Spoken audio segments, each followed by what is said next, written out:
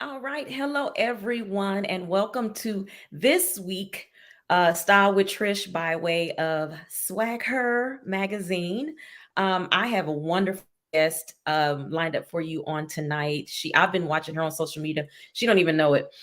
She's finding out now, but I've been watching her on social media, and just have really been inspired by your professionalism and your accurate knowledge, and you've inspired me to get my behind back in the gym and eat right. And so I will have you introduce yourself, but I call you Coach Bev. But welcome to tonight's broadcast. We have none other than Coach Beverly Johnson. Thank you so much. I've been low key fangirling over you too. I can't even. I'm like, man, she is amazing. She is just like everywhere. Sometimes that's exhausting, but we're It can be. there together. We're there together. Let me put my watch on Do Not Disturb so nobody will call me. Right. I'm trying to get position right myself. There we go. Slide over a little bit. Here we go. Excuse the noise, y'all.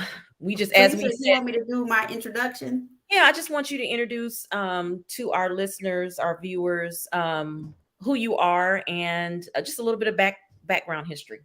Well, I will tell anyone first and foremost that I am a reforming hot mess. When I say reforming, I means I'm still learning, I'm still growing, I'm still evolving. I don't pretend under no circumstances to have all the answers, and I hope that I never portray that I have this all figured out because I'm still one day at a time making new observations about myself. Yeah, With as we all all should be. as we Yeah. should be.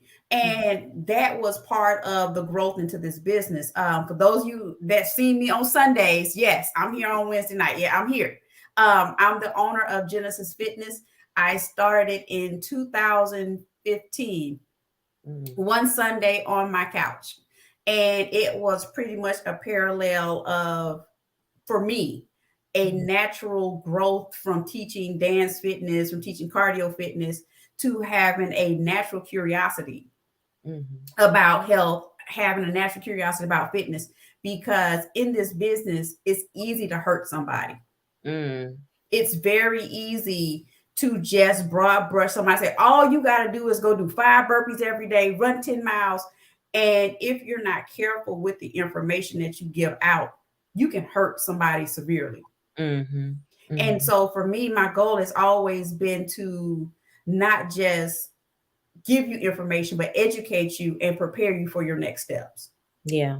And Uh, so Genesis Fitness was just a birth of me finding my way post divorce, as mhm. well as with the tools that I gained about the evolution and the knowledge I gained about myself. Mhm. It was shocking to me. One, to see how many people were watching my journey, Mhm. and two, to see how many people needed the information that I had. They were just like, watching you showed me that I can make it. Mhm. So it was something that I never even had in my mind that, I got to do this because people are watching. It Mhm. was a space of, well, how did you do it? Right. Because right now you're coming across on the other side and you don't smell like smoke. Mhm. You don't look like what you've been through. And Mhm. so to have that type of, not, I don't say, I'm trying to find the right word, to have that type of impact on somebody is very humbling. Yeah.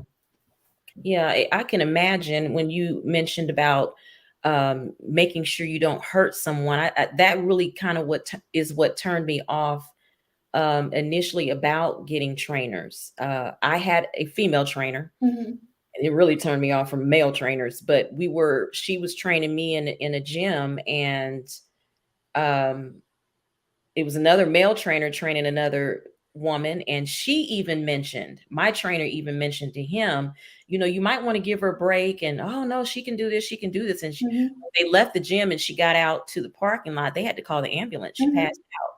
And so that is so important that you say that we find someone. We want to be healthy, we want to get on a journey, a lifestyle, I should say, that works for us, but we don't want to be hurt. And I understand you Mhm. not wanting to hurt the individual. So you sound like you have a background, really, were you a sports player? Because you No, seem like you no.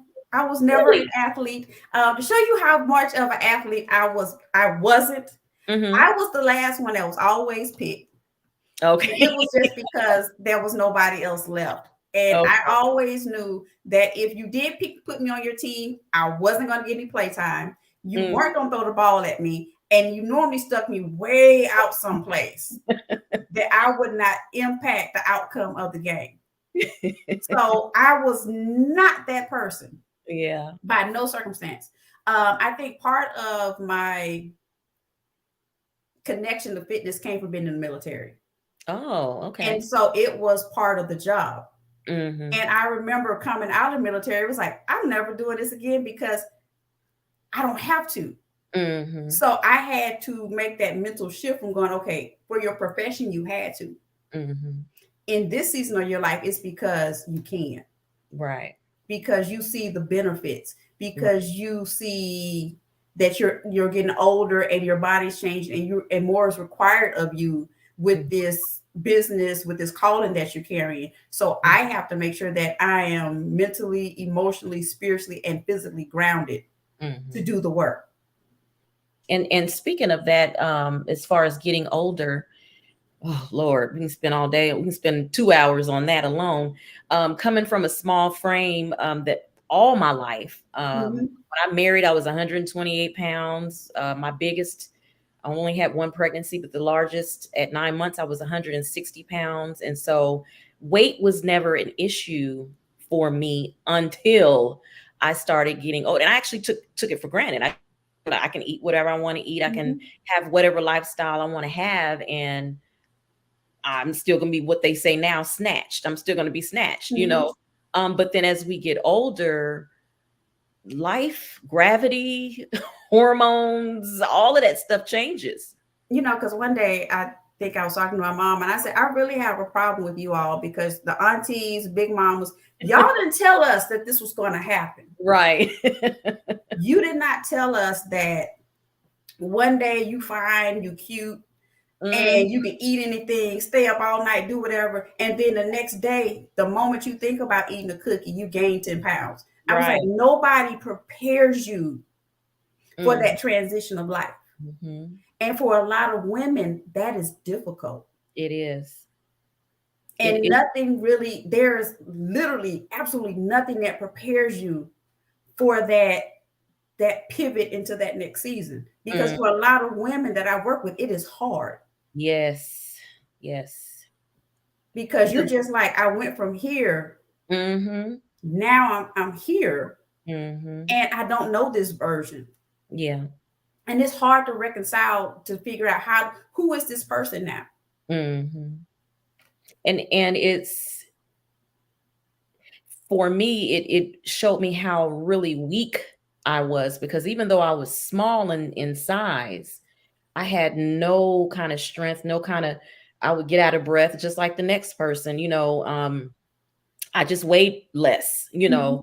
And so it was such a lesson for me. If I could go back and tell my 30-year-old self, really mid-20s, I would tell myself, start and get into a good workout regimen now, you know, and pay more attention to your diet, what you're eating.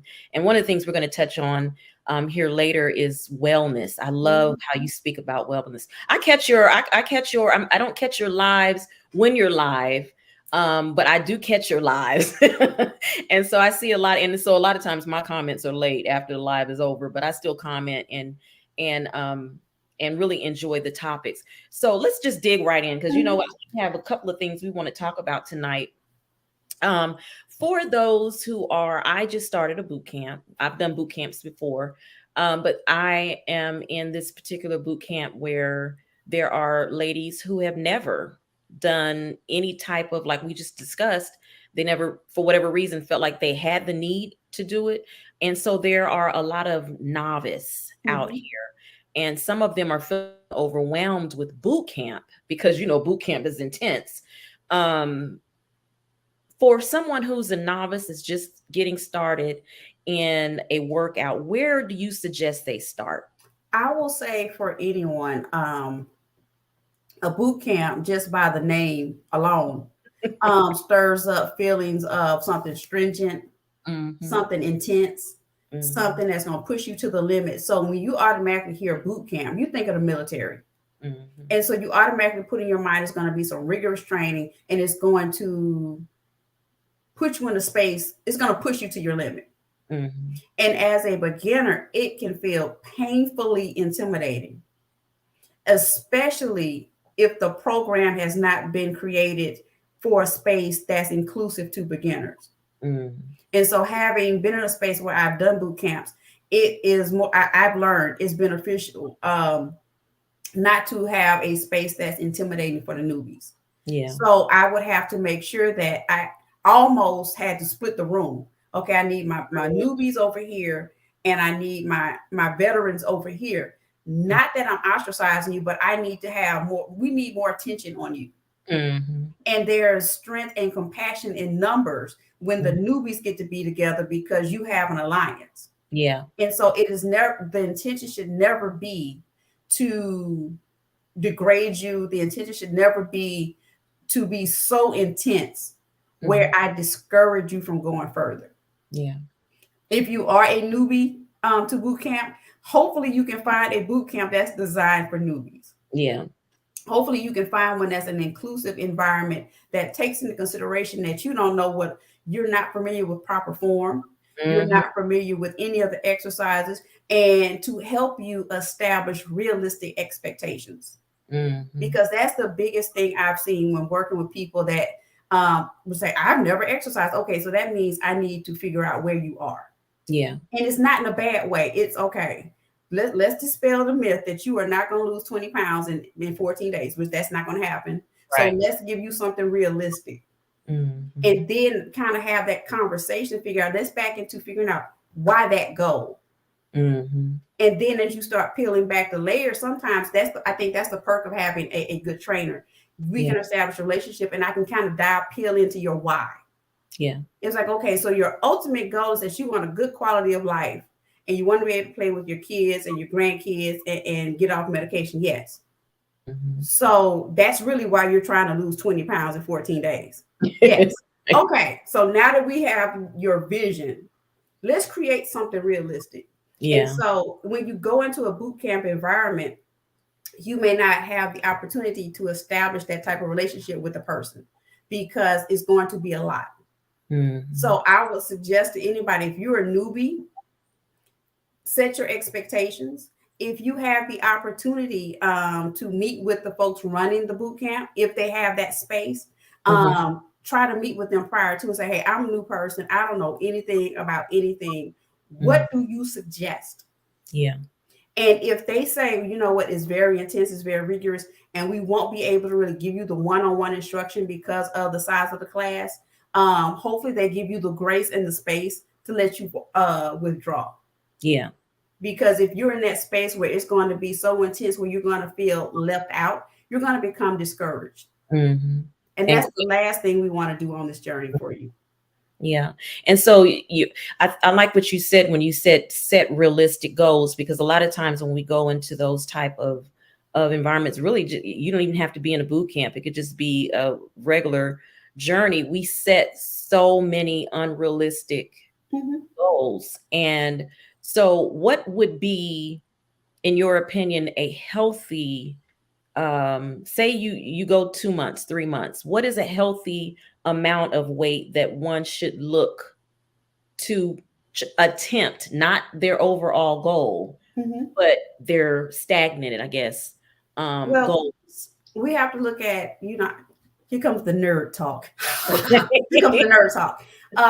What people don't realize, in order to lose 1 pound, you have to burn 3,500 calories. Mm, So 1 pound means you have to burn an additional 3,500 calories. okay. So when you're looking at your goals, factoring in your age, your medical conditions, your physicality, how active you are, chances are you may only lose 1 pound a week. Mm, And so when we're saying set realistic expectations, that if on average you're going to lose probably 1 or 2 pounds a week, mm-hmm. to say you're going to lose 20 pounds may take you up to 3 months. Yeah. So that's, I think, the part where we lose people sometimes. We're having to have the conversation like it's doable, but it's not going to happen 6 weeks safely. Mm-hmm. I know you have to go look. I know you watch the influencers on social media. I Right. know you see these people, but they have access to resources and people you don't.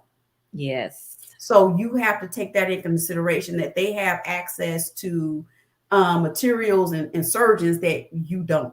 Mm-hmm. So let's put a plan where you lose 5 pounds the first month. Mm-hmm. And I've had people go, that's nothing. Okay, so then we do the weigh in and Mm-hmm. they've only lost 3. You Mm-hmm. don't want to say, well, I thought you said 5 pounds was nothing. No, Right. I Right. thought you said that's nothing. Mm-hmm. Because once you get into it, you realize it's not just that exercise component, it's the eating, it's Mm-hmm. the sleeping, it's Mm-hmm. the drinking water. That's when the wellness concept comes in, because then all parts of you have to be on board.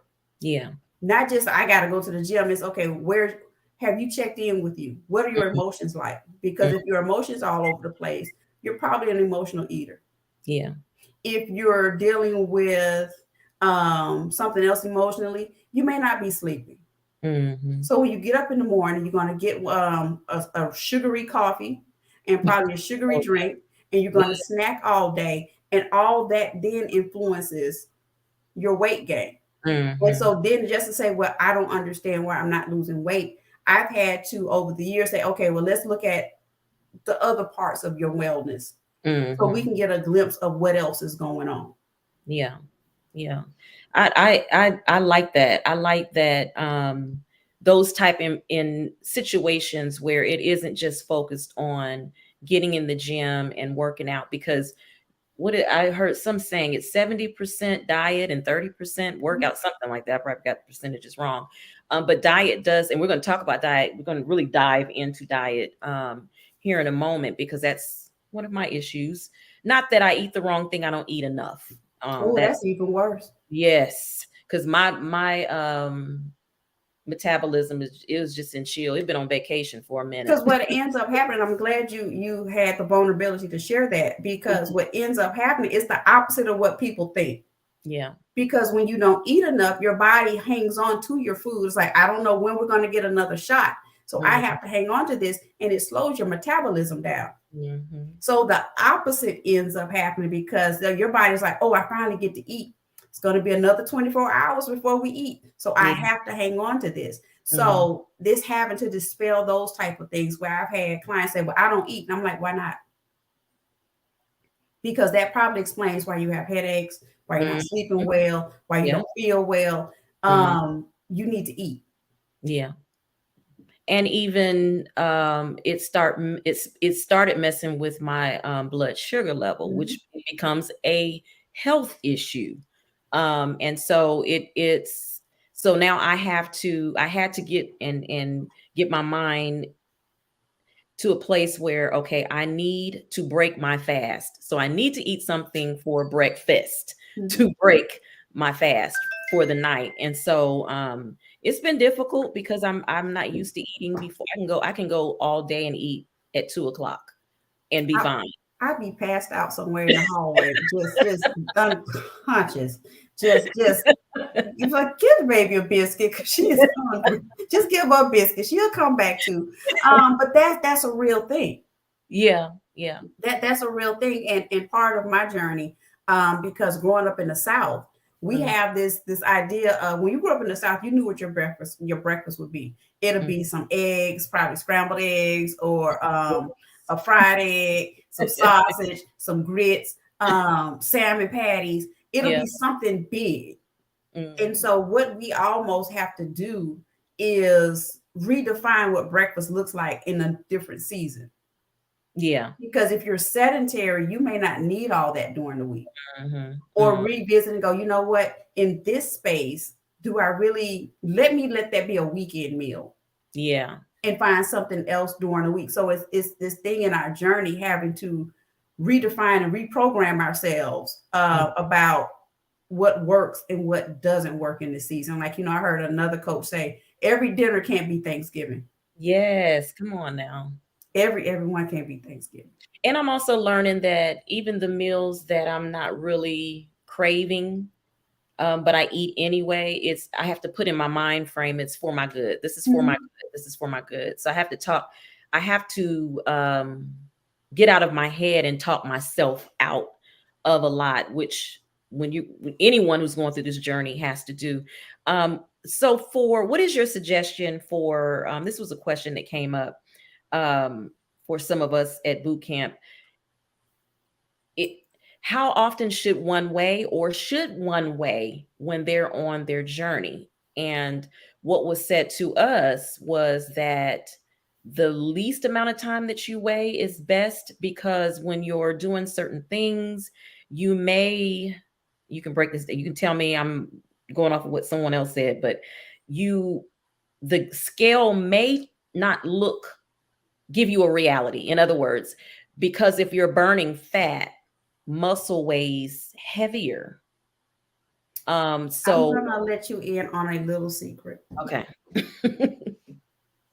I don't weigh myself. See, okay. I let my clothes speak for it because I know what size I wear. Mm-hmm. And a lot of your journey can be detected in a non-scale victory. Okay. So if your pants that you put on a few weeks ago was snug Mm-hmm. and now they're starting to get loose, Mm-hmm. that's your indicator that you're losing weight. Okay. Um, as your body starts changing, you can start being your conditioned more. Mm, That's your indicator that things are shifting. yeah. If you have to get on the scale to weigh yourself, it's just a snapshot in that moment. Yeah. And it's easy to, those three numbers will derail your whole day. It's Mm-hmm. a good snapshot of where you are. For me, it was a wake up call because part of my journey started when I went to the doctor and I got on the scale and she slid the thing all the way down to the end and she didn't slide it back. Girl, And come I was on. like, That is not cute. and she was like, and it went down. And I was like, so you not sliding it back? Oh, and I sat there and it was like, huh, I know that feeling. this explains a lot. This explains why my jeans don't fit right. Right. So for that moment, it was a wake up call. Mm-hmm. But along the way, I told myself I did not get back on the scale because I didn't want to get discouraged. And by the time I got on the scale, I was down 17 pounds. But Mm. I know I had been doing the work Yeah. because again, my clothes told the story. Mm-hmm. So along the way, my clothes told the story about my progress. Yeah. My conditioning in the gym told the story. Yeah. So if you have to go and get on the scale, it's just a snapshot for that period of time. Mm-hmm.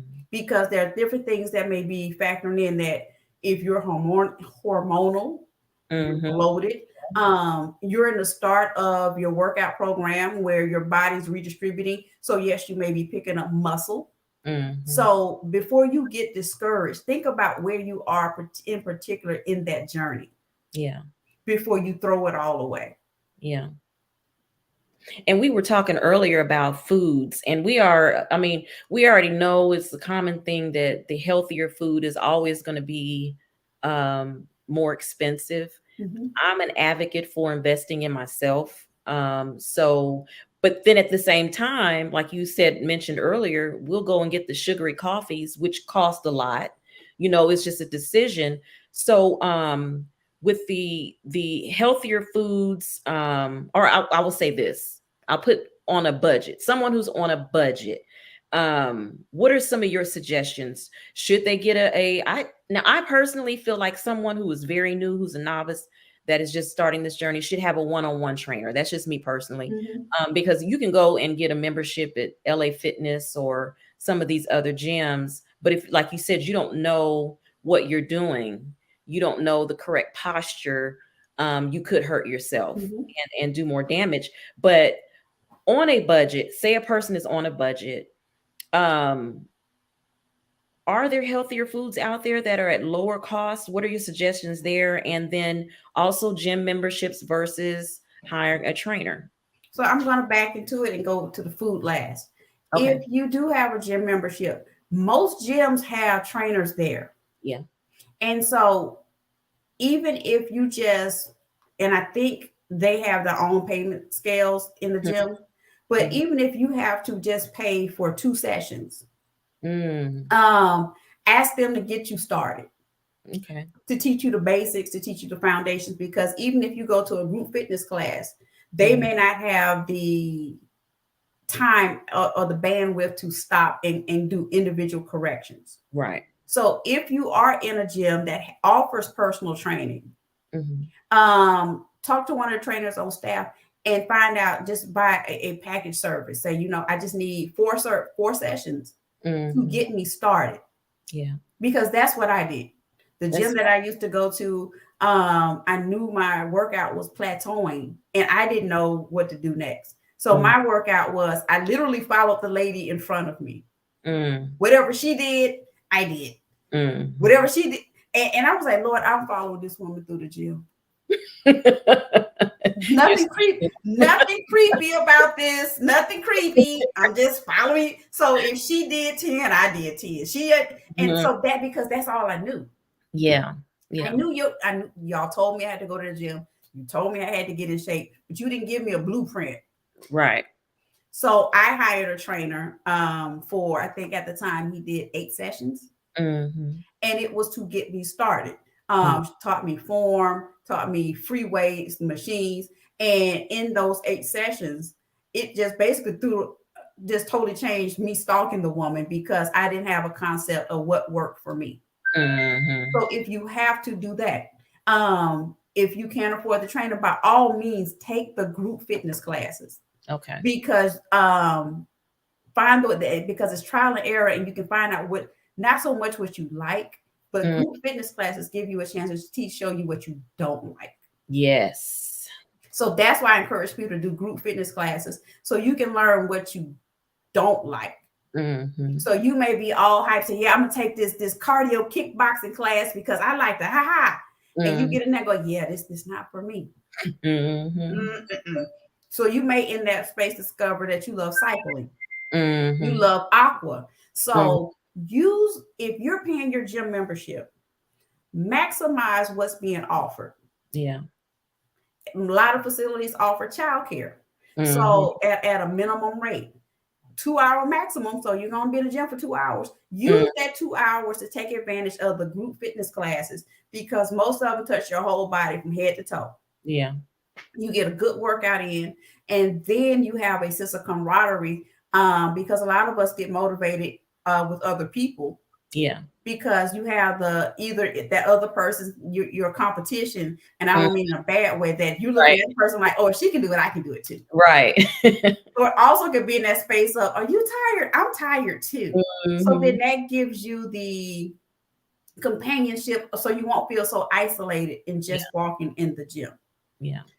Going into the foods, that is the hardest part, Mhm. because I will tell anyone, shopping for yourself versus shopping, having a family and little people, Mhm. two totally different things. Yes. Because in some cases, if your whole family is not on board with your journey, you may be faced with the possibility of having to prepare 2 meals, Mhm. one for them and one for yourself. And Mhm. that's when the cost really kicks in. Yeah. And so, with the rise in grocery costs, I would suggest, I'm sorry, my sinuses are draining. Look at other spaces, like consider going to Aldi, Mhm. consider going to Kroger, consider, going to farmers markets. Mhm. And a lot of this also requires you to kind of sit down and map out what you want your groceries to be for the week. Yeah. Because you remember when we were little, and our grandparents would sit down every week before they went to the store. How many cans of corn do I have? How Mhm. many cans of carrots do I have? How many cans of peas? So Mm. they went in strategically to get what they needed. Mhm. And some of that requires us now to go back to that, because everything is so instant. We have DoorDash, we have Uber Eats. Mhm. There are times you can buy groceries and then you'll turn around and DoorDash food. And don't, yeah, you're right. Mhm. And I'm speaking for myself too. But I Mhm. also have a perspective that's just me. Mhm. So I don't have to worry about, I have to make sure the kids have this. I have this. I don't have to worry about that. Mhm. So I don't have to factoring anybody else. However, when you're cooking for a family, Mm-hmm. you have to figure out, what can I effectively buy that's budget friendly? And a Mm-hmm. lot of it may be, if you can't get the fresh foods, buy Mm-hmm. the frozen foods, buy the frozen vegetables. Right. This may be the space where you have to invest in a crock pot or Instapot, and go back to having to do meal prepping and meal planning, so we can go back to stretching our dollar. Yeah. Because in the evenings, especially on Sundays, that's when I do all my batch cooking, Mm-hmm. where I prepare my meals. Half goes for dinner, the other half goes in the freezer. Mm-hmm. The next day, I prepare something else that goes in the freezer. Mm-hmm. So then that way I have meals in rotation. So part of it is having to sit down and go back to, first, don't be intimidated by hearing meal prepping, Mm-hmm. because that's something as culturally we've always done. Right. We've been meal prepping before it had a name. Right. And it was called, whatever we had for dinner became lunch the next day. Right. So we always meal prep. We just didn't have a name for it. Yeah. It was leftovers became lunch. Mm-hmm. So, okay, we still have some leftovers. Okay, then we're having sandwiches with that. So Mm-hmm. it's that thing. Don't fear it because of the name, Yeah. because this is something that we've always done. So don't let the name meal prepping and meal planning intimidate you. It's Mm-hmm. the equivalent of getting your piece of paper and writing out your grocery list Mm-hmm. and figuring out what you need. And if you Yeah. can't get the fresh foods because you know it's not going to last, then invest in the frozen meals. Right. That's good. And it, to me, it makes it better. I'm not a big person on a lot of leftovers. Like I can eat leftovers the next day, but third, fourth day, I'm pretty much over it. But like you said, if you start one day and you do your meal prep, and then you cook the next day and you do meal prep, you have options that you can bounce off. Because I have found with me, if at the point when I get hungry, if I have to go and figure out what I'm going to eat, I'm going to choose the wrong thing. I'm going to Mhm. choose the quickest thing. But if I already have something that's already prepared there, I don't have to think about what I'm going to eat. I will make a healthier choice. Exactly. And with everything that you see, don't feel pressured that if you know you're not going to eat 7 days of the same food, Hmm. don't do it. Yeah. Start out saying, okay, I'm going to meal prep for 3 days, and I Hmm. have this meal for 3 days.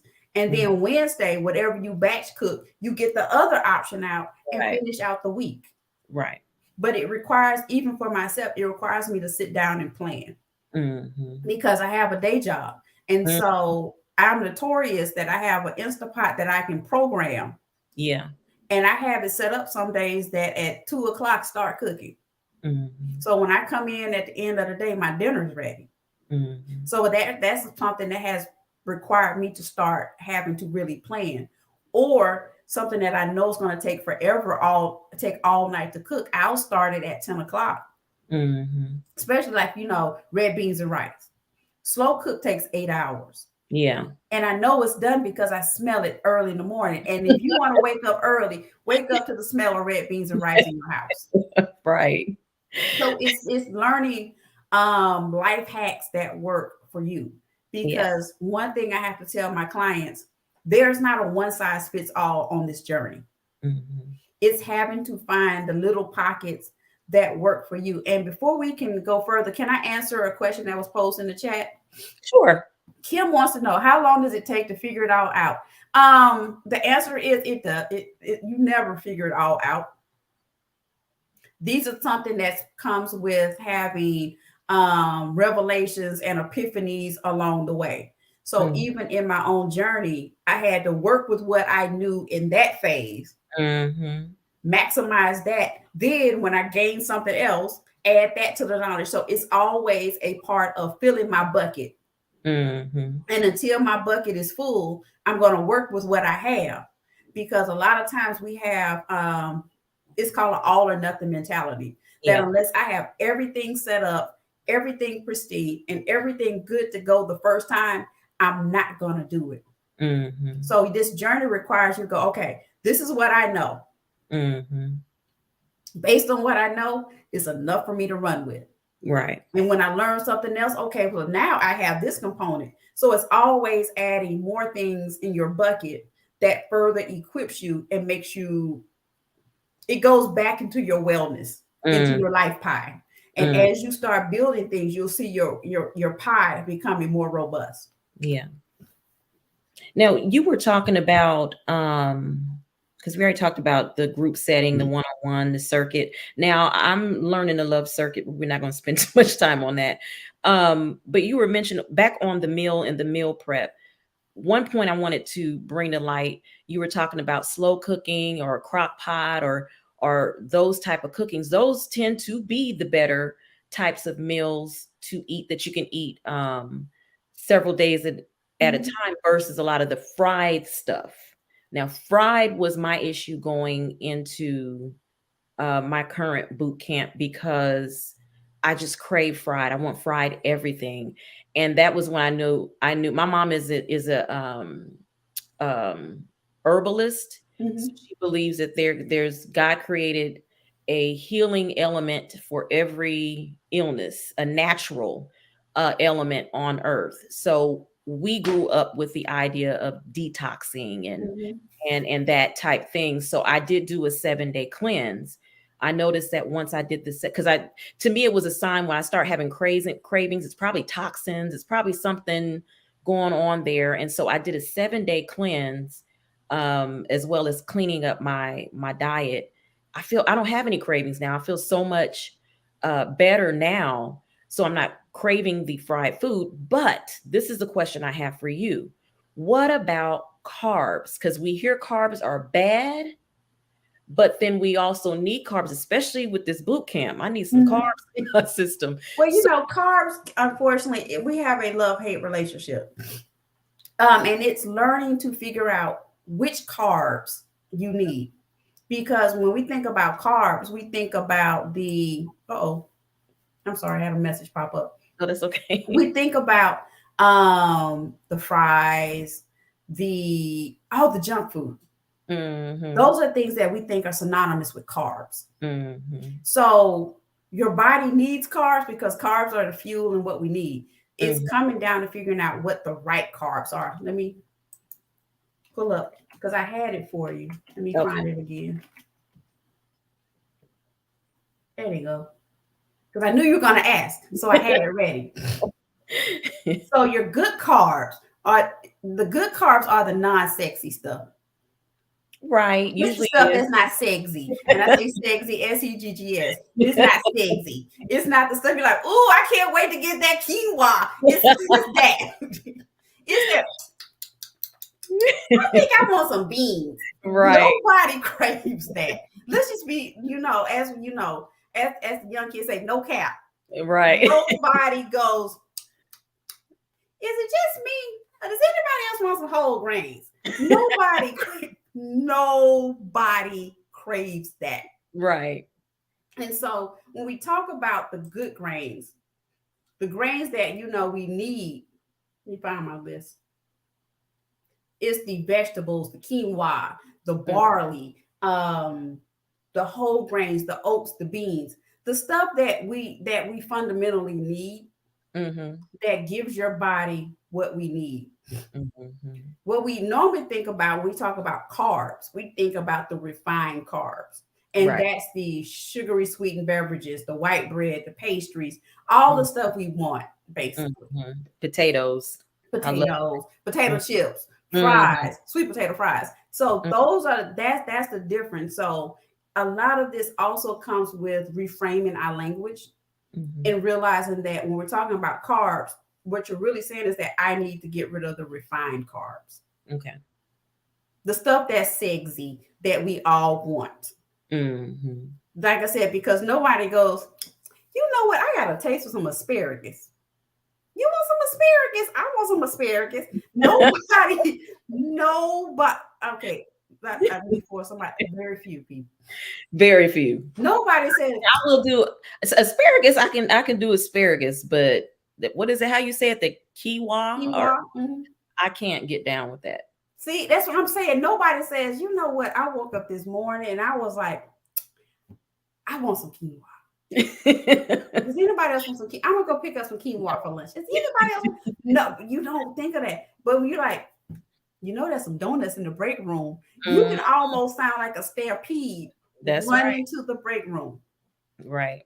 So now what about the brown rices and the whole wheat options? Should those still be eliminated from the diet? I will say keep those in there Okay. because I like the whole again part of the journey. And go back to your question, Kim. When we say how do you figure it all out, part of Mhm. this is a journey of having to also detox your palate. Yes. Because when you first start eating quinoa and the black bean burger and everything else, your palate is like, what are you doing? Mhm. And why are you doing this to me? Mhm. And so it becomes a process of having to detox your palate and Mhm. having to learn to say, okay, maybe because I've always had the deep fried foods, Yes. maybe because I've always had it, again in the South Mhm. with hot sauce and something else, deep fried this. Maybe because I've always had this, Mhm. maybe this is what it really tastes like. Yeah. And I've never had it in this capacity. Mhm. So some of that is having to experiment. So I always recommend a lot of the brands like for rice, they sell the little individual ones. Mhm. Before you go all out, start with substitutions. Okay. So get the small single serve rice, Mhm. become familiar with it, and see how you like it. Mhm. Because a lot of it is if you've never tried it, um, I won't say you don't know what you're missing, but you have to develop a palate for it. Yeah. It's not the end of the world. It's Mhm. not the end of life. It's Mhm. it's just okay. It's brown rice. Yeah. And it can be done if you think about it. There were things that you didn't eat as a child, but then as you gotten older and your palate matured, Mm-hmm. then you were able to. Like I never used to like avocados, but I absolutely love avocados now. And so that's just something that happened during the course of time. So even if those things that we didn't used to like as a child, we may find that we like them. They're better for us Mm-hmm. now. You know. Because even you think back when you were little, and if you went in the kitchen and saw that your mom prepared baked chicken, Hmm. you were just like, "So, what are we supposed to do with this? This is baked chicken. Right. What are we supposed to do with this? This is baked. What happened to the fried?" Right. But now, as you mature, you're like, "I think I want some baked chicken. I Mhm. think I do." But Mhm. that's like you said, part of the maturation, and it's also part of the development of your palate. Yeah. And this Yeah. is also a great time to start experimenting with different spices and different Mm. seasonings where you start, moving beyond just the seasoning salt and the salt and pepper.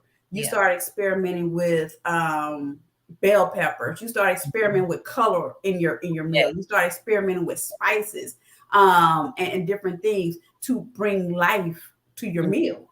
Mhm. Yeah. I think that helps for me. That helps a lot. I have so many other questions, but and I want to get to the wellness, but I want to get your opinions on real quickly on intermittent fasting, keto, and smoothie as a meal replacement. What are your opinions on those? Okay, let's start with let's go back. What's the first one? Intermittent fasting. I'll say, okay, let me find my notes again. So with intermittent fasting, people have to remember intermittent fasting doesn't tell you what to eat. That's true. It tells you when to eat. Hmm. And the thing I've seen with a lot of people is that you pick your time frame, but you don't Hmm. change your eating habits. Hmm. And so I've seen people go, I'm intermittent fasting. Okay, yay. But then you're still eating the same thing. Right. And sometimes I feel like the lady on the Geico commercial, that's not how this works. That's not how any of this. Right. Okay, so yay, intermittent fasting. Boo, you didn't change. Yeah. And so that's part of the learning process of understanding with intermittent fasting. The most popular method is the 16-18 method. Okay. And what that means is you pick your 8 hour window. Mm-hmm. The beauty of intermittent fasting is that it gives you a parameter. You pick your 8 hour window. And for 8 hours, that's when you have your meals. Mm-hmm. And after you've hit your 8 hours, then you don't eat for 16 hours. Okay. So that's the 16-8 method. So Okay. that is the most popular, that is the most common. It Mm-hmm. still requires you to do your planning, do your prepping, and still be mindful of what you're consuming. Mm-hmm. That doesn't mean you still eat what you still doing and go, well, I hit my 8 hours, because Right. it still is counterintuitive. Yeah. Yeah. And That so with makes, hmm? I was just saying that makes sense. Mm-hmm. So with your intermittent fasting, it has been shown that it may boost your metabolism, Okay.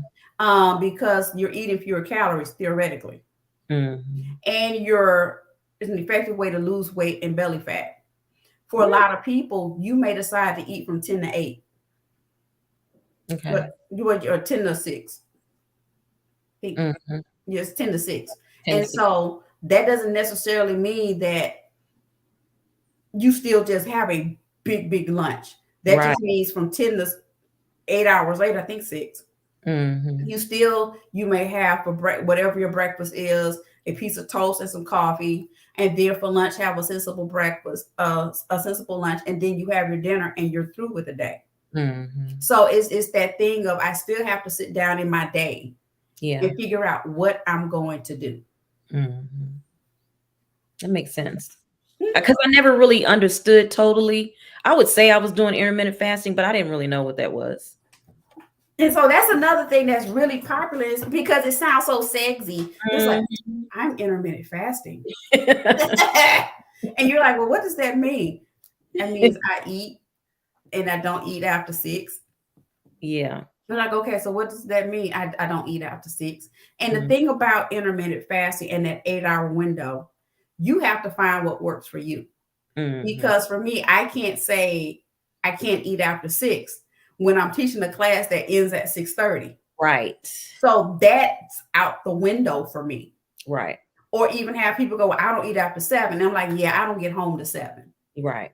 So for me, my thing is I don't eat after 8, Mm-hmm. because a lot of times I don't get a chance to eat dinner until 7:15, 7:30, 7:30. But if I was doing the intermittent fasting, that's within my window.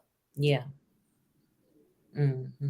So the beauty of doing intermittent fasting, you can move it throughout the day however you want. Again, part of the fitness journey is realizing it's based on what you need Mm-hmm. and how you need to be. So it's not all or nothing. Right. I like that. I learned from that one. I had the most question about the intermittent fasting. What are your thoughts on keto? Let's see. Glad you asked. So the keto diet, the official name is the ketogenic diet. Mm-hmm. And this was something that was originally created for diabetics. Mm-hmm. So now with the keto diet, it is low carb and high fat. Mm-hmm. And for those that aren't familiar with what the keto diet does, I shall read. The keto diet is a low carb, high fat diet that offers many health benefits. And what it does, it says it drastically reduces your carbs and replacing it with fat. The reduction of carbs puts your body in a metabolic state called ketosis. Mm-hmm. When this happens, your body is supposed to become efficient at burning fat for energy. Ketosis is that state where your body uses fat for fuel instead of carbs. Mm-hmm. That's what's supposed to happen. Okay. A lot of people have done keto. A lot of people have had success in keto. Mm-hmm. But then I've also noticed, let me turn to my other page. I've also noticed for some people that when they were finished with keto, there I am. When they finished with keto, they gained it back. Mm. Because let me find it. because some of the things that, I had a coworker that did it. And she was like, yeah, I can eat steaks, I can eat butter, I can do all this stuff. And I was like,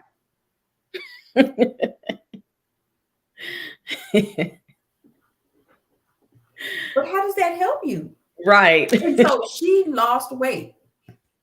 But then the moment she stopped it, she gained it all back. Yeah. And so it says based on the diet, there you can have meats, fish, eggs, butter, Cheese. mhm, Cheese. mhm.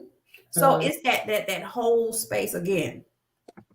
Mm-hmm. You have to even figure out on the keto what will work for you. Mm-hmm. What will benefit for you, because like our parents and grandparents should tell us, everything ain't for everybody. Right. Right. So this may not work for you. And by all means, before you consider the keto diet or the intermittent fasting, if you have underlying health conditions, talk to your physician first. Yes. Because the last thing you want to do, if you have an underlying medical condition, pursue something like a keto diet, Mm-hmm. where your body needs a certain amount of carbs and energy for your medications to properly digest and get into your system, and you don't have what you need. You didn't run the risk of getting sick. Yeah. So please consult your doctor about, if you have underlying conditions, about what's good for you. Yeah. And the last thing I wanted to want you to mention, then I want you to flow into because you speak a lot on wellness, and what does that mean? I know we think one thing, but it is actually something else. But the last thing on your getting your opinion is replacing meal replacement as far as with smoothies. Do you consider, like, say I want to do a smoothie for breakfast every morning? Absolutely. How I would suggest to anybody, be careful with smoothies. They always have, the movie on the movies, what they have all the nasty, the non-sexy stuff in it. And so you see the person holding their nose and taking it down. For your smoothies, you have to resist the temptation of making them super sweet. Yeah. Or making sure that you're just having like all fruits and no vegetables. Right. So you have to find that good balance, that you're getting the nutrients that you need, and not just drinking a milkshake for breakfast. Right. I agree. I don't necessarily like them too sweet. I like veggie smoothies personally, because I like more vegetables juiced than I do. Yeah, I know they're raw is better, but I like them better. I like getting my veggies there juiced. Kim had a question. She said, so how good is keto long term? I saw the question, and the thing is, out of my circle of people that I know, I don't know anyone that's on keto long term. I don't know if that's a good thing or that's a bad thing. Everybody I know or been familiar with that did keto, they did it for like 90 days, 190 to 3 to 4 months, lost a lot of weight. And then after that, my question was always, okay, so how are you going to transition off? And how are you going to maintain? Yes. And then what? And that's the part where I don't see what's your next phase. That you got it off, but what's your maintenance plan? And that's with any program, intermittent fasting, keto, whole foods diet. What's going to be your maintenance plan? So to answer your question, Kim, let me write that down. I don't have an answer right now. Long-term keto. Because from my personal circle, I don't know anyone that has done keto long-term. Or I will say, I don't know if it's sustainable long-term, because it's such a drastic shift and impact on your body. I don't know anybody that's did it long-term. I had a friend of mine, she did it. After she went through the keto flu, she was through with it. She was like, nope, I'm through. And it's other things about keto that I wasn't aware of on the women's feminine smell aspect, that was causing a lot of people to stop doing it as well. I forgot about that. So yeah. It can, in addition to the keto flu, which is basically your body going into shock because of what you're putting it through, you run the risk of diarrhea. There's so many other things. Let me find it. There are so many other things that can happen when you start doing keto. And so those are the things that I don't know if it's in the fine print or if anybody tells you that when you start keto, there's some other things that happen.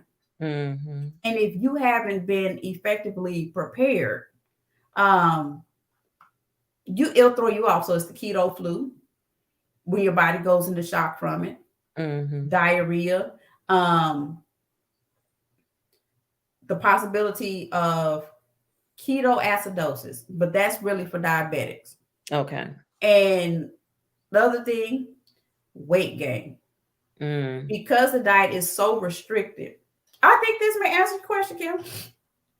That many health, a lot of doctors are saying that it's not an appropriate plan to follow long term. So at most, people stick to it 30 to 90 days. And so then that question becomes, what's next? Right. Have a plan. If you're gonna do it, have a plan afterwards. And that's where hopefully you have a good health coach and trainer, right, that you have developed a great relationship with, that you can ask that question, okay, what's next? Now that you've finished this and you've gotten off keto and you hit your goal, what are you going to do next? Because the maintenance is harder than the actual process. It sure is. That's a word right there. So we have a few minutes left. I wanted you to speak on wellness and how that's defined. And then you guys won't hear anything else from me. You guys know I'm Trysh Standley, the host of Style with Trysh. We air every second and fourth Sunday on my website, trishstandley.com. So that's going to be my sign. And I always say love isn't love unless you give it away. But the last voice you're going to hear is today's guest, Coach Johnson. Give us the definition of wellness. What does that mean? And then just kind of sign off with how anyone who's interested in connecting with you, your social media, anything you want to share. Okay. First, thank you for having me today. When we talk about wellness, we think wellness and fitness are the same thing because we almost use them interchangeably. But what wellness is, it is the whole aspect of who you are. I call it a life pie. Other places you may see it as your wellness pie. But wellness is your wholeness. It is your mental health, your emotional health, your social health, your financial health, your environmental health, and your spiritual health. It is all the components that make up who you are. And so we have placed, unfortunately, such a heavy premium in thinking that the physical wellness only matters, that we neglect the rest of us. Because to me, the physical wellness is just a slice. Right. But the rest of you influences that physical wellness. That if you are not in a state emotionally, that can lead, as we said earlier, leads to emotional eating, which potentially leads to you spending more money than you have. And now you're in a deficit, which leads to you begrudging the fact that you now got to go to work, which leads to all these other things. So then by the time you go to the gym, you're mad because or you're going because you're guilty because you indulged over the weekend. If that is your entry point into the physical slice of your life pie, you're going to hate every moment. So your goal is to look at who you are as a whole and get everything to move in tandem. And sometimes that requires you to have the hard conversations. And I've noticed over the years, fitness and finance, they go hand in hand because those are the numbers you don't want anybody to know about. Because those that requires you to be vulnerable, to say to yourself, I may not have gotten it right in the past, but this time I'm willing to face my traumas, I'm willing to heal, and I'm willing to grow. And that's part of the wellness in your life pie. Having the courage sometimes to sit in the ugly and say, you know what, I may not have had the direction I needed. Yeah. I may have messed up. I may not have had the solid spiritual foundation in the past. But in order for me to go to my next season, I need to be well on all fronts to live the life that I've been called to live. And that's the hard part about experiencing wellness and wholeness as one, because you have to sit in that ugly and go, why do I always act like this? That's having to sit in that emotional slice. Right. And go, well, maybe that's some insecurities that I need to heal from. Why am I always spending money like this? Maybe that's some trauma that I need to heal from. So in order to become whole, you have to sit in that slice and go, let me look at my patterns and my triggers and have an honest dialogue with myself and figure out, how do I get to the next level? So that is what your wellness looks like. It's your whole life pie, your whole spectrum. It's not just look good, feel good, be good. It's okay. I notice when I have this conversation with Trysh, when she says certain things, it triggers me and I don't know why. Let me figure out within me why I get annoyed. Why do I get annoyed every time she comes in and tells me good news? That's something that's a soul, that's your soul care. Yeah. That's pulling on you.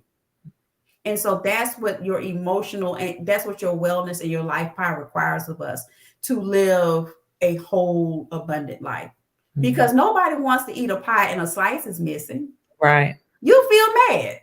So why are we insisting in our lives we go through a life where a slice of our pie is missing? Your pie should be whole. Yeah. And I always say we only have one life. Why not get it right in this journey we have here now? Get it right. And enjoy yourself.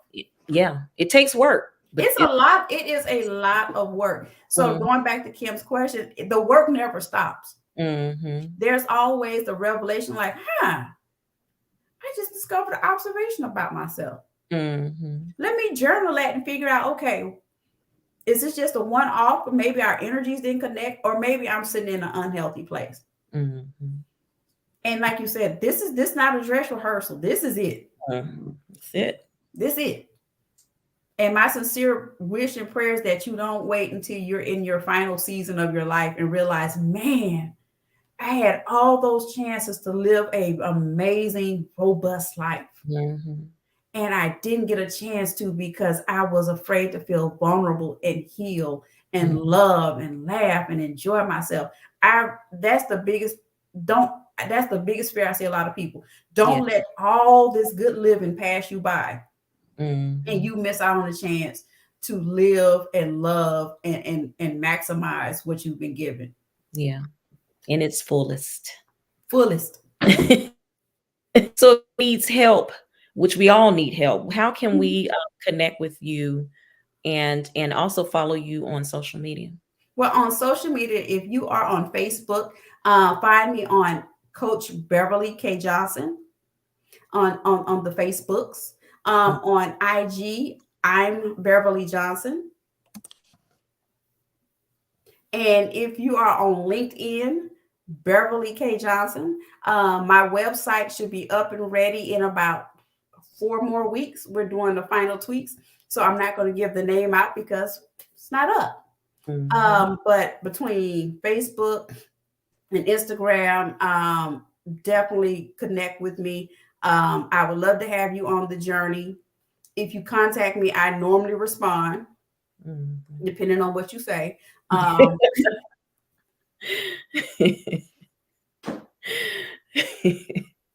Depending on what you say, right. I normally respond, or I'll just delete your comment. Show up in love, and it will be returned in kind. Show up any kind of way, and it'll be returned. It will be deleted. It will be deleted. Because I've learned in this journey, audacity is at an all-time high. It must have been on sale somewhere. So as always, if you need anything, you can always reach out, contact me. But please Keep Remember, it. some things should not be said or typed. Right. Well, thank you for hanging out with me. I'm gonna have to bring you onto the show early part of next year. I'll get with you offline on that. Yes, ma'am. Um, Thank you. Absolutely. We definitely have to stay connected and hopefully bring you back on this platform as well in the near future because I really kind of want to dig a little deeper in the wellness side of it. I think Mhm.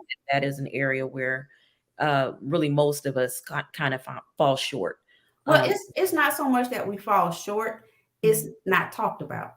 Yeah, yeah. Because And it again, needs we always put fitness, and mm, fitness is just the exercise part, yeah.